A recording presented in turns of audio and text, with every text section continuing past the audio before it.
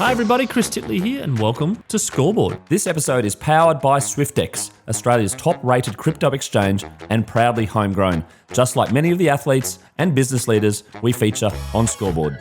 Hi, it's Chris Titley here. On today's episode of Scoreboard, the podcast, I am joined by Dan Merritt. Dan, thanks so much for being part of this series and what I believe is your first long-form podcast. Thanks, Chris. Thanks for having me on board. And appreciate having the chat. Mate, we're sitting here in October of 2025, late October. How's your 2025 been and what is Dan Merritt up to these days? Yeah, 2025 has been good. I've recently moved down to Adelaide, South Australia. So I was up in Brisbane for 20 years playing AFL and coaching up there. And then, before that, grew up on the Gold Coast. So I've moved down to Adelaide for work and working for Port Adelaide Football Club. It's going really well. What I'm doing down here is I'm assistant coach for the AFLW, and also I'm an assistant coach for their SANFL team. It's good. It's good to be back in football. I took a few years away from football and I went into sales. I probably was just trying to find my way for a little bit there, and it's good to be back in the footy bubble, and I'm really enjoying my time at Port. Nice. A couple of things out of that. In a trivia question in a previous podcast, I asked about the four teams that have scored over 100 points in a game this year, and Port was one of them in the AFLW. Mate, have you been helping on that front? I'm actually in charge of defense, and it's not going that well. It was funny when early in the year I saw a few teams kicking above 100 points, and I thought, man, I don't know if we're capable of that. And then literally like 2 weeks later, we just come out and put 100 on the board. And at that time when we did it, it was the record score. But then literally 24 hours later, North Melbourne went and broke it, as they're doing at the moment in the AFLW. They're breaking all the records. And, there you go. And they got close in the weekend there, mate. It was a 94, I think it was.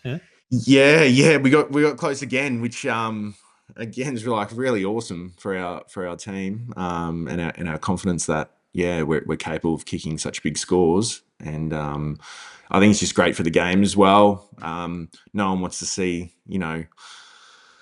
2 goals to 3 goals. Like both teams, I think Hawthorn ended up kicking like 60 points as well. So it was a great scoring game. And Dan, you mentioned that you sort of were in and out of footy, broadly speaking. I'm keen to understand your relationship with footy and whether that's changed over time. Yeah, it definitely did at the end of my career, 2016.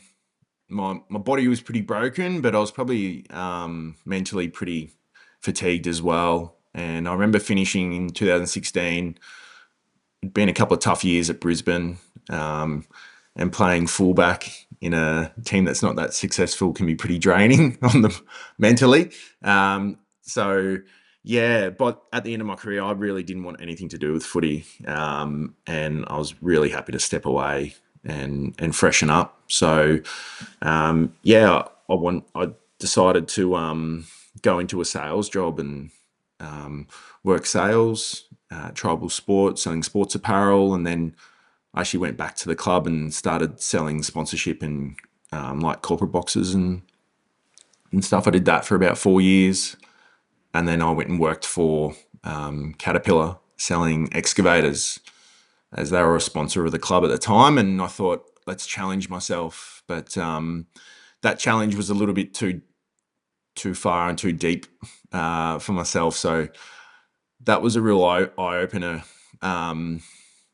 doing that job. And it was actually quite stressful, and to the point where it almost broke me, where I really had to sit back after doing that job and think, what are you doing with your life, and what do you want to do? And then that little bit of time of reflection and that point in my life, I was probably, I would have been late 30s, a couple of kids, And yeah, I think myself and my wife just sat down and then thought, all right, I love footy. I love coaching. I've been doing footy for 20 years. Why am I not using that experience to find my next career? And so, yeah, I got back into coaching. But the only job that was available was in South Australia. So, yeah, I took a gamble and headed down here, not to work for Port, but to work for Sturt Footy Club as a development coach, running their junior programs. And then from Sturt, I wasn't actually there for very long when Port knocked on my door and asked me to come help them. Dan, your relationship with footy and fabulous to describe the honesty and transparency around a person that's played 200 games and then sort of falls out of love with it. The deep connection back to your youth potentially about why you played footy and the fun that you had. Is that sort of you've connected the dots now to see kids and adults play footy and enjoying themselves and being a part of that? Yeah, I suppose I was a bit of a special case where I grew up playing rugby league and a bit of cricket. And I do have an older brother, but he's like 10 years older. So it was really like I'm pretty much a single child. So it was me literally like out the front bowling a cricket ball against the wall or hitting the cricket ball in the sock. Hanging from the roof, that sort of thing. So, To get the tape out with the tennis ball at Christmas time and do a little yeah, yeah. And so, yeah, I suppose I always dreamed of being a professional sports person, but I never was really good enough. So, through my cricket, I was okay. I made like local rep teams, but never could make a state team or anything. In rugby league, yeah, I just wasn't big enough and used to get smashed all the time. So, I always had this dream, like I wanted to be a professional sports person, but really didn't think I'd ever get there. And I only started playing AFL in year 12. So about halfway through year 12, I started playing. And then, yeah, I really loved it. But I was trying to I remember at the time, like, I didn't want to hang my hopes on it too much. And it was probably my personality a little bit where I'm a little bit pessimistic where I try not to get my hopes up too much because usually if I do, they get crushed. So I always like was trying to play it cool, like, yeah, I like footy and we'll just see where it goes. And so, yeah, I was lucky enough that I showed some potential and within 12 months of playing AFL, I ended up getting drafted to the Brisbane Lions. And two questions on the back of that. One being, did you find your position straight away when you sort of in grade 12, you're 16 or 17? Like, there's lots of positions in footy that you can kind of go for. Did one creep out to you, or did someone say you should do this? Yeah, I was actually really lucky that I had no idea how to really play AFL or what position I was meant to be playing. So they just threw me in the ruck, which is the spot in the middle where you run up and try and tap the ball or punch the ball as far as you can, and then just follow the ball around the field. So I started that position, and I think because I remember I said I was too small for rugby league, but then in AFL, I actually was a good size.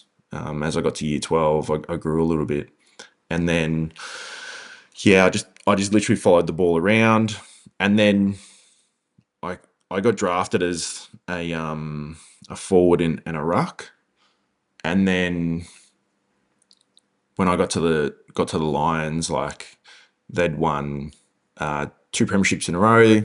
When I was there, they won their third, and they got to a fourth grand final. And their side's like possibly the greatest side of all time.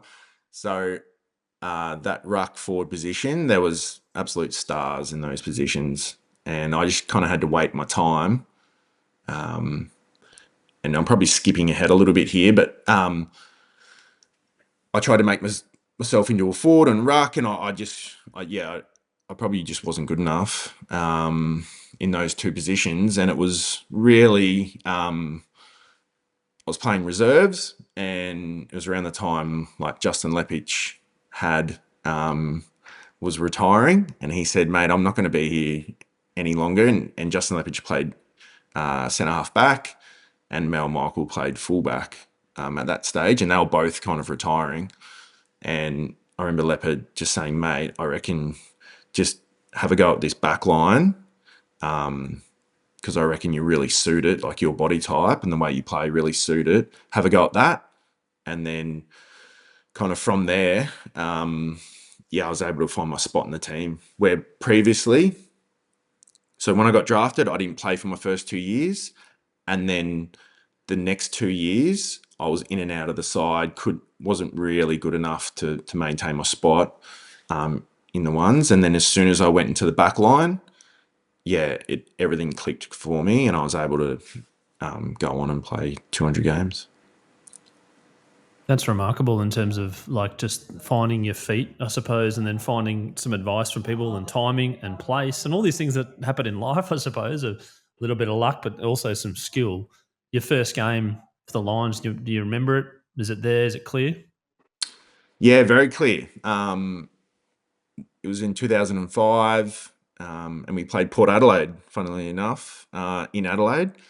So I was actually born in Adelaide, and then me, mum and brother moved up to the Gold Coast when I was about 2. So not a great place for a redhead to grow up on the Gold Coast. But yeah, back to my game against Port Adelaide. Port Adelaide had beaten the Lions in that 4th grand final the year before, so there was a bit of energy and a bit of spite about that. I think from that game, a few boys got suspended for being in fights, so it was a pretty fiery game. And yeah, I remember actually, like, I played in the ruck and forward that game, but I remember just before the bounce, there was like this wicked like windstorm. It was like a tornado, and it was like, I just remember being first game, obviously really anxious, but when that big storm came through, I was like, it was a bit like, is the world ending? But we didn't end up winning, but it was great to be in Adelaide too, because my grandma was down here and a few relatives, so it was good to play in front of them. And mate, the skills that you have learnt from rugby league and cricket, and then adapted being a forward and a ruck, but then taking that to the back and being the best in your craft. What were some of the superpowers? What were some of the skills that you look back on your career and you realise you were very good at, and you refined and refined and refined? Yeah. I think initially just being that, having those aspirations as a kid, like to be the best and then to play at the highest level. And then when you get the opportunity, not taking that for granted. I wasn't skillful whatsoever. I wasn't really fit either. I wasn't like a very good long distance runner. What I was good at is I was combative. And I think that's from my rugby league days. I was super aggressive and I was quick. And so, being the size that I am, I'm 195, and I used to play at like 105 kilos. Being quick at that size, and then also being aggressive and combative, I used to like feed on that, like being quite intimidating and making my teammates stand taller. And I used to love like that aggressive side of the game. I probably wouldn't be able to play the way I used to now, but I think at that time, being that aggressive and that big really helped me play my position for a long time. And again, I wasn't like, I remember when I used to get, if I ever marked the ball and was about to kick it, the opposition would yell out, let him kick. And then like, I remember like it would get in my head so bad, but I was just not very skillful.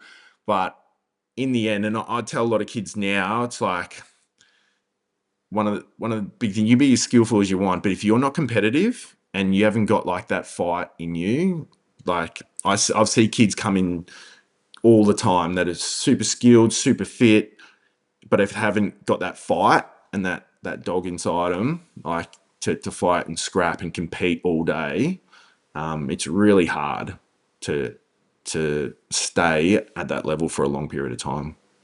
I've heard it described as your inner mongrel, right, or a bit of a street fighter as well. And when it comes to business and pricing and competitiveness, etc.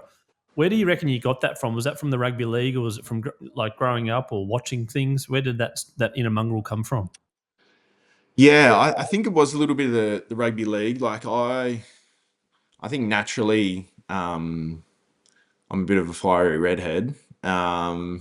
So, but then I remember um, one of my reserves coach. So our reserves coach, Craig Britton, at times, because I grew up on the Gold Coast, like I was a little bit relaxed when I first came to the club, and I remember him saying like, "Mate, you're a big bloke. You got to play like a big bloke. You can't be relaxed, or you can't be like that laconic kind of character, or you're not going to make it." And then I remember I started doing some boxing as well, boxing training. We used to do boxing during the week. Little shout out to Chopper Burgess there up in Queensland, but that really drove then that combative. And then another thing that used to happen is like when I used to get tired, I'd drop my bundle. So I'd get tired, I'd stop thinking, I wouldn't compete as hard. I couldn't, my skills weren't as good, and I just couldn't think through like situations. And then I found by doing boxing, when I was tired, if I dropped my hands, the boxing coach would punch me in the face. And then it was like, keep your hands up, keep concentrating, like you do your combos while you were tired. And it's just like, can I think when I'm fatigued? And I think working through that and finding that balance also helped me, because on the field, there's so many things that are happening, different matchups, people going everywhere. And if you can think and be calm when you're fatigued and tired, when your body's screaming at you, like saying, "Mate, I just want to stop." If you can work through that pain, I found that really helped. Did you love the battle? Like the big name players that you're marking, the marquee players, the guys that are kicking 6, 10 goals a game, and were you like, yeah, bring it on? Yeah, so that was my job. So I each week I would play on like a Hall of Famer from the other team, and I'm just a mug, right? I'm just like not skillful, not fit. Um, I literally just compete every game, and I'm against these superstars. And it was like every week I was the underdog.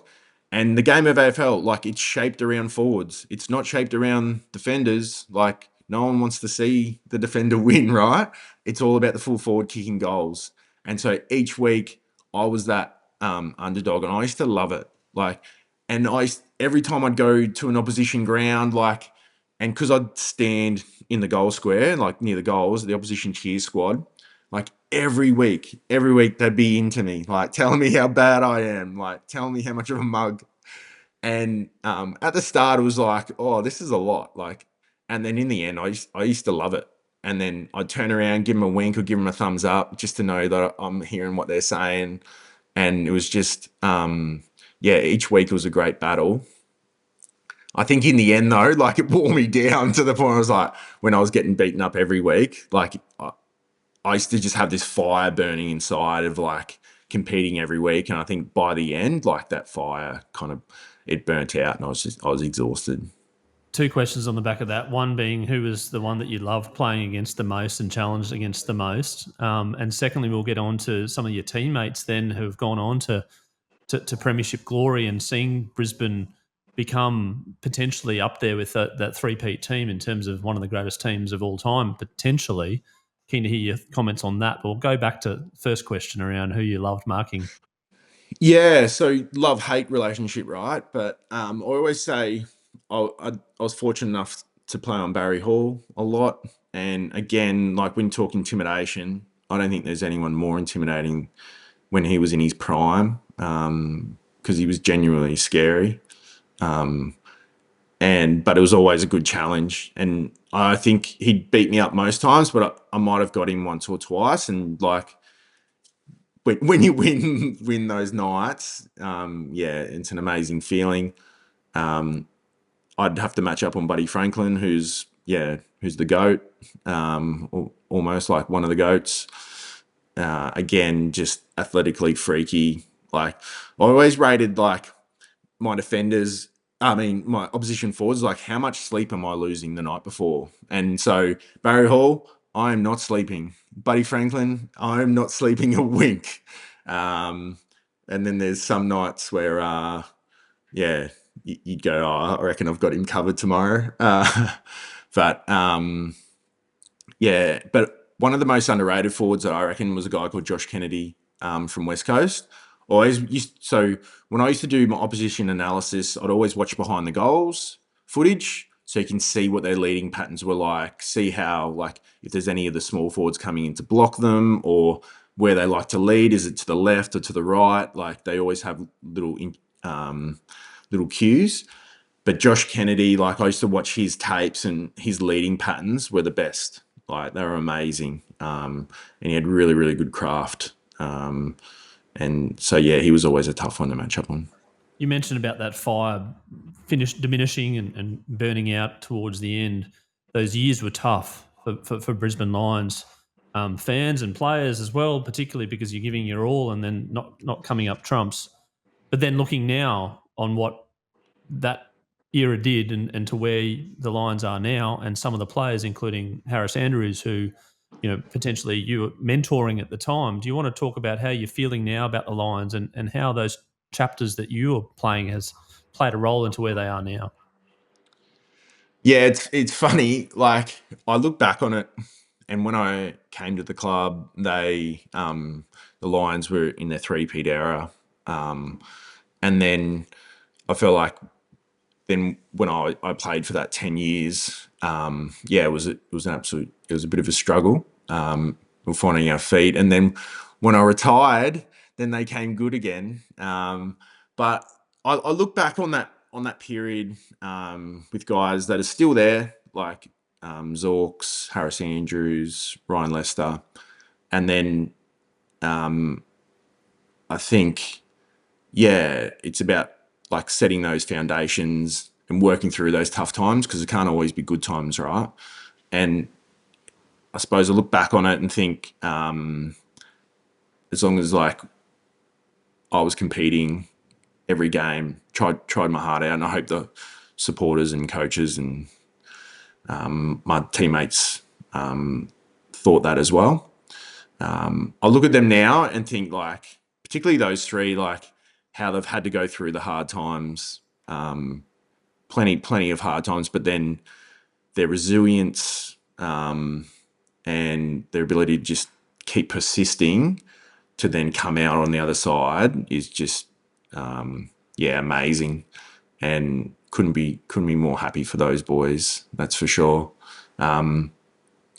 Just on Harris, I remember when we drafted Harris and he was 200 centimetres centre half back, and I remember thinking, what have you done? Like, to the recruiters, I'm like, 200 centimetres, he's going to turn like the Titanic. And then literally like the first training session when he rocked up and was training, I'm like, oh no, this dude's different. He reminded me of Dustin Fletcher from Essendon, who's one of the all-time fullbacks in those first couple of sessions, and now he's gone on to be one of the greatest backmen ever. So couldn't be more proud of him on the way he's been able to make an amazing career. And then when he first started and you're towards the tail end of your career, in terms of some advice that you gave him and watching some of the moves that he did and the timings and precisions, do you feel a little bit proud that your little student's gone on to bigger things? No, I definitely can't take any credit for that. But I do remember, like, he was a skinny kid. Hey, like when Harris showed up, he was super skinny, but he's been able to build a body, and now he's a very big man, but he's also so strong in the contest. Like, he's a great mark and he floats off, reads the ball in the air really well. But he's so strong in his one-on-ones, and rarely does he get beaten in a wrestle. So I think, I love that part of his game for sure. And I remember the other thing he's really good at is organising. So I think, again, when he came, he was a pretty quiet kid, but then getting out of his shell, became like a really big talker, which is really important. If you're only playing the back line and you're quiet, you're actually hurting your teammates. Like, you need to talk. And I say it now, like, ABC, always be communicating when you're in the back line, and it's a non-negotiable. And he does it really, really well. To the point where, like, I remember when he used to like be barking instructions on, and it was like, I remember just calling him the Big Chief, because he was just like, he was just running stuff down there. And yeah, he's an amazing player. Before we go on to some of the lessons that you learnt from footy, I'd love to pick your brains about the miracle on grass, that particular game, and what the memories from that. Yeah, it was funny. At the time we weren't a very good side, and Geelong were an amazing side. And it just happened to be Ash McGrath's 200th game. And yeah, I played a lot of footy with Ash. And yeah, it was an amazing game where we never really thought we were going to win, even to the point where, like, late in that game, they could have just killed the clock. But for some reason, they kept playing on, flicking the handball, and kicked it deep. I was playing on Big Tomahawk, and again, I don't really take many intercept marks. Usually I was just known for just punching the ball. So that particular game, I was just in a really good position. And when I marked it, I think there was 20 seconds on the clock. And again, it was just like, I just got to go. I obviously didn't know there was only 20 seconds, because you don't actually know on the field how long's left. But yeah, I remember I'd actually played on, like, accidentally, and the umpire's just saying, play on. So I ended up, like, just having to rush the ball and handball it to Elliot Yeo, and then it just went flick, flick, flick, and then, yeah, Ash to kick that goal from outside 50 after the siren. We didn't have a lot of joy back then as a team, but that night was particularly a great night to celebrate Ash's 200th, and then to beat Geelong. It's always good beating Geelong. And yeah, who knew that? I thought it was a good win, but for it to, like, what is it? It's like 10 years on, it literally gets played. Like, I get messages still, like, every couple of months going, mate, big fella, miracle on grass, like, started with you. And it's funny, at the time I thought it was a good win, but yeah, for it to still be a great win now, yeah, it's pretty special. That's awesome. Now, the lessons that you learnt in footy in regards to some of those dark days, about yourself, about the resilience, and all these other things or buzzwords you can use, and how that's translated into your life now. Do you want to share the sort of similarities between sport and life? Yeah, it's a funny one. I suppose, yeah, just being a professional athlete and getting the most out of yourself. I think the lessons that I've learned, that's held me, is just, like, number one's work rate. It's like, always, like, Simon Black, one of the great players for Brisbane Lions, or great players of all time.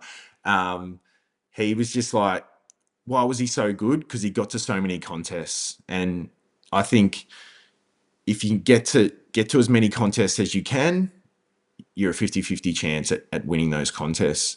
And I kind of use that in anywhere in life. So it's like, if it's in business, it's like, how many people can I get in front of? And they're not just going to come to you. And it's like in footy, the footy's just not going to come to you. Like, you've got to keep turning up and have a really high work rate to get to as many of those contests as possible, to give yourself a chance. I think that what I always say to people is, like, you've got a program to follow, and now, like, the support athletes have is amazing, from your physios, dietitians, strength and conditioning, and your coaches. There's just so much support, but it's like, but that's what everyone else has got, and that's what everyone else is doing. And what are you doing extra? If you just do the program, like, you'll just be as good as everyone else.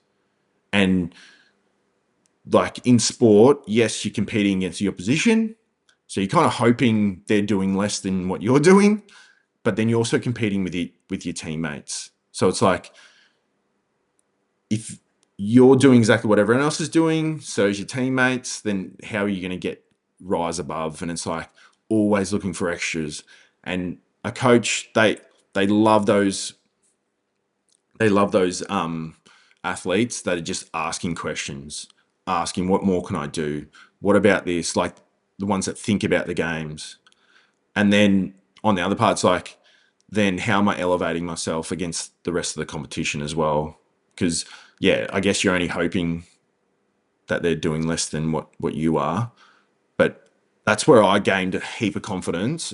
I remember midway through my career when I was in probably playing my best footy, like I knew I was doing more than everyone else, and I knew I was prepared against my opposition. So I was never nervous. I'd go out in the game like never ever nervous because I just knew I'd done everything, ticked every box, and I just knew I was going to perform at the best. And you know what?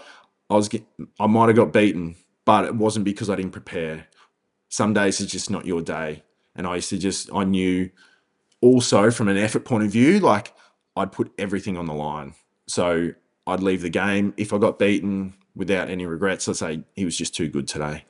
But then I remember at the back end of my career, like the last couple of years, I used to be so nervous because I kind of probably knew, well, one, like we probably weren't a very good side, but also I knew my body wasn't great and I wasn't like pushing myself like I used to.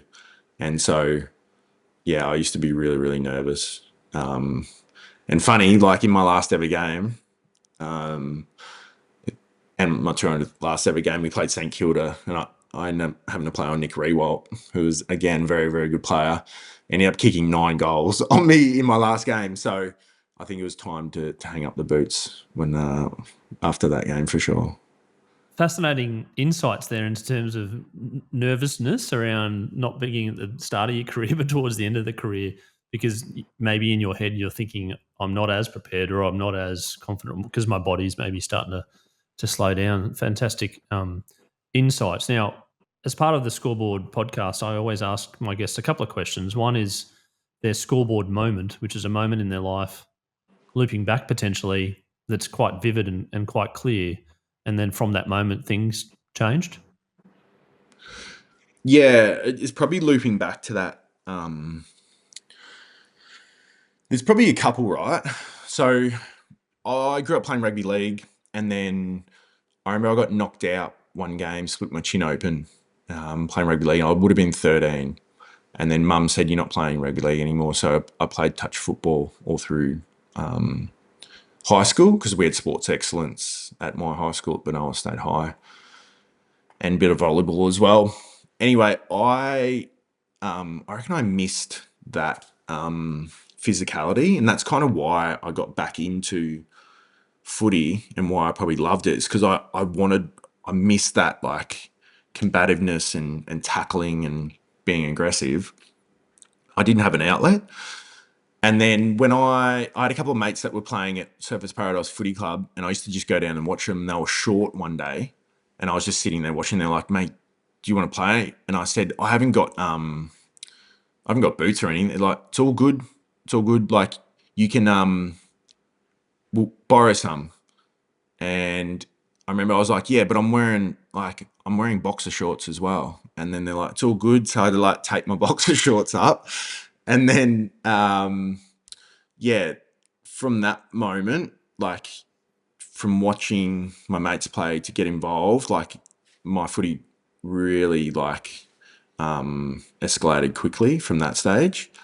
And then it was probably that conversation where with Justin Lepich, where it was like I was playing forward ruck, was in and out of the side, probably wasn't going that well. And then just having that conversation with him saying, like, mate, I reckon you'd really like, there's an opportunity here for you if you want it and really go hard at it, because I reckon you can do it. And then, yeah, as soon as I went back, I was fortunate enough to then go on and play 200 games and the bulk of that in the backline. It's funny how like stuff sticks in your mind, because I remember at the end of that year, so I reckon I played the last like 4 or 5 games in the back line, and I played on Matthew Richardson, Barry Hall, Fraser Gehring. Like I played on these like all these big matchups, and I probably didn't win, but I didn't like embarrass myself, and it was like, right, I'm good at this. It was funny. I remember one of the senior players at the time just said, "Mate, I reckon well done on the back line because I reckon you were in a bit of trouble if you didn't go back." And I was like, "Oh, thanks." But yeah, it was definitely a turning point. Mate, that's brilliant. And the other question I ask is around your all-time favourite sporting moment, something that you can watch over and over again. And I preface this that it can't be the miracle on grass or something that you're involved in. Yeah, I think being a big cricket fan, I remember I got asked. I was lucky enough, like I got asked one time to be 12th man for the Brisbane Heat, which was pretty cool, and just to run some water one night. Yeah, that's And Shane well, Warne, you can include yourself with this one. what's that? You can include yourself with this story for sure. Oh yeah, sorry, I Absolutely. went off target. I've gone off. No, I've no, gone no. off. But like, that's a pretty impressive that you Um, played for the Brisbane Heat. and then it was the same night. So Warney was playing for the other team, and I remember, and like the cricketers sit on the same bench, and I remember Warney was like, he was meant to bat. Like it was a pretty close game. He was meant to bat, and he kept sending out blokes before him, and he was saying, I can't see. Someone else go." Which he ended up having to go out and bat. And but yeah, that was pretty cool. I've gone off topic, but what I was going to loop back to is I love my fast bowlers, right? So grew up watching Craig McDermott, Glenn McGrath. I think Craig McDermott, because he was a redhead, fiery redhead, probably can relate a little bit. From the Gold Coast too. Yeah, yep. Yep. Or lived But in the who Gold Coast. I love, Certainly played around the Gold Coast. Yep. but what I really loved was at the Gabba, Mitchell Johnson when he was firing, big left-hander, bowling bounces. I'm pretty sure it was against England, and Yeah, it got was just 30 odd, like 30 odd for the series. I remember. Yep. yeah, and I just remember watching that, just thinking like that intimidating, that aggression. Yeah, it was something that I absolutely loved. I can't remember 07, 09 it was when he got 30 odd wickets in the series, and the battles that he had with KP and just the pure brute force of like watching, hey, Australia won the toss and elected to bowl, and you're like, let's go. Here we go. And I think at the time, like I reckon Test cricket went through a stage where it was like the new form, like one day T20 was all the rage, and then like it was like Test cricket. It's like it takes so long. It's a bit boring. And then I remember watching that going, nah, like there's nothing about this that's boring. Like that's true gamesmanship or something. Like it's just an absolute battle, and it was amazing. Dan, on our podcast, we've got a sponsor in SwiftX, and we thank SwiftX for being a partner of Scoreboard and SwiftX, Australia's most trusted cryptocurrency exchange. They've got over 1.2 million users in Australia and New Zealand, and also a big supporter of the Brisbane Lions over the last couple of years or so, and have also just put their name to the Super Rugby competition. But as part of their sponsorship with Scoreboard, we run a little segment called the Bucket List, which is powered by SwiftX as part of their new campaign, Where Can Crypto Take You? Dan, I'm curious about your sporting bucket list, all-time event that you'd love to attend live in person that you haven't attended yet. Well, I reckon it'd be the Olympics 100-meter final. Oh, yes. Like I think maybe because I rate myself like I was once upon a time quick. That event, I think at the Olympics, it's one of the biggest events, and being able to see that live and the fastest men in the world. I remember watching Usain Bolt like on TV, just a big man. I think it was similar. He's 6'4", I think, and just like his power. It's something I really admired, and I think to be able to see that event. Maybe in Brisbane, hey? In 2032. We only got two chances. Really got LA and Brisbane, really. Yeah. Beyond Brisbane, but yeah. would be pretty amazing. Maybe gout. Exactly. Yeah. So, the 100, 200 meter finals would be very, very cool. There you go. Maybe crypto can take you to the Olympics. Now, one final question for you, Dan, is around someone that wants to be a professional athlete, that person that, like you, growing up in 2025, going, I'm 15, I want to be a professional athlete, maybe play footy, maybe do something. What's some advice you give them?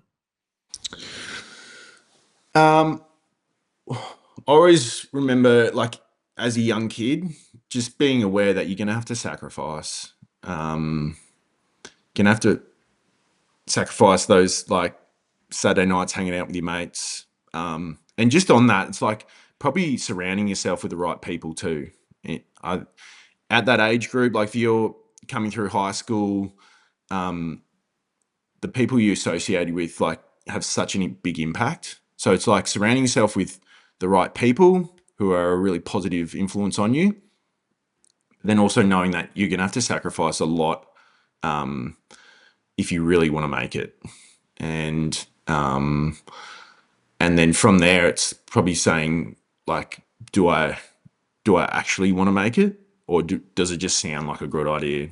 And if you actually want to make it and you actually want to commit to it, go all in. And then, you know what? If it doesn't eventuate, no regrets, right? You've had a crack, you've gone all in, and then you can look back at it. And if you haven't made it, you can look back and go, you know what? Like I tried my best, and that's all you can ever do. But genuinely, like I always think, failure has no answer to persistence. You're going to get knocked back every now and then. There's going to be some little bumps in the road. But if you keep persisting, there is no way you can be stopped. Dan Merritt, on that note, what a way to finish, by the way, of your first long-form podcast. I really do appreciate you coming on and having a chat today on Scoreboard and sharing your insights into your life, ups and downs and everything in between as a player that played 200 AFL games, now is back involved in the game and helping young players and women's players develop into their better selves. I wish you all the best and looking forward to catching up and supporting where I can. No worries. Thanks, Chris.